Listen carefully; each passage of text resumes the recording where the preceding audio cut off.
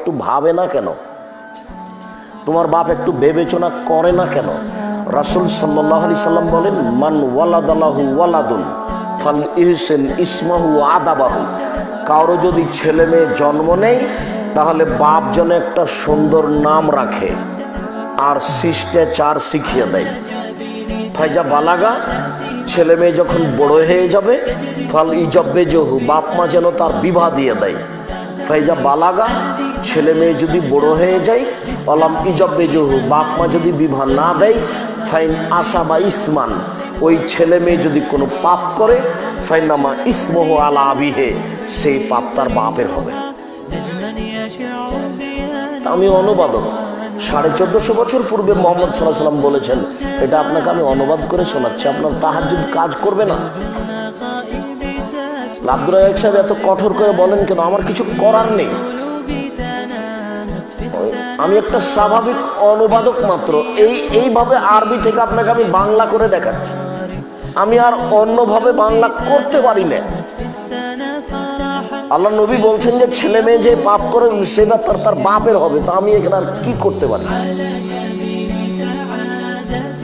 এই মেয়ে, তোমাকেই বলছি, এটা তো আবার গায়ে বান্ধা, বাড়ি ঘেরা নেই, কিভাবে আপনাদের চলে তা আমি বুঝতে পারি না। বাড়িতে ঢুকলে কোথাও আর নাই, ঘেরা নাই, সবই বাহির দরজা। তো এইভাবে চলছে কি করে? বাড়িটা একটু চতুর্দিকে ঘেরেন না কেন? আপনাদের বাড়িতে যদি আমি আসি, যদিও আপনাদের বাড়ির পাশেই আমার শ্বশুর বাড়ি, এরপরেও আমি যদি আপনাদের বাড়িতে আসি, তো আপনাদের বাড়িতে আমাকে থাকতে হবে ঠিক এরকম। এটা যেন ট্রেন স্টেশন, আপনার বাড়ি আমাদের কাছে ট্রেন স্টেশন, মানে ট্রেন স্টেশনে যেভাবে থাকবে এখানে সেভাবে থাকবে। আপনার বসবাস হচ্ছে যাযাবরের মতো। যাযাবর বুঝেন? ওই যে আগে গরুর গাড়িতে আগে ছই থাকতো না, টাপর ছই গরুর গাড়িতে, কোনোদিন ছই দেখেছেন? এখন তো ছেলেরা দেখবে না। ওই ছইয়ের মতো একটা ঘর তৈরি করে যাযাবরেরা থাকে, ওদের দরজা লাগে না, ওদের আগিনা উঠান লাগে না। তা আপনার বসবাসও তাই। আপনি কেন চতুর্দিক ঘেরেননি? চতুর্দিক চটছালা দিয়ে ঘেরেন, একটা দরজা করেন। দরজা যদি আপনি কাঠের না করতে পারেন, তাহলে একটা পর্দা ঝুলিয়ে রাখেন।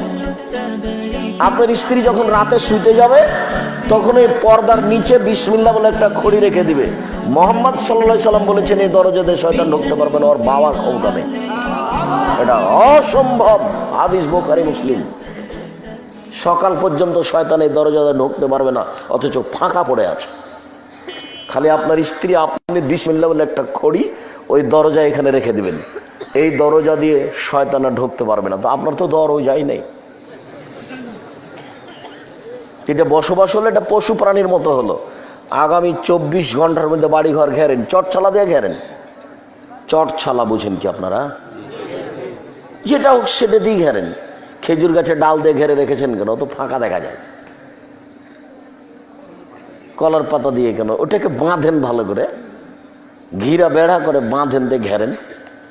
কথার সাথে একটু কাজ মূল্যায়ন করার চেষ্টা করেন, কথাকে অপ্রয়োজনীয় মনে করিয়েন না। বউ আপনার, জবাব আপনার। বেটি আপনার, জবাব আপনার। বিচারের মাঠে জবাব আপনাকে দিতে হবে। আমি বলে চলে গেলাম, এই পর্যন্তই শেষ। কথার দাম দেওয়ার চেষ্টা করেন। মহান আল্লাহ বলেন,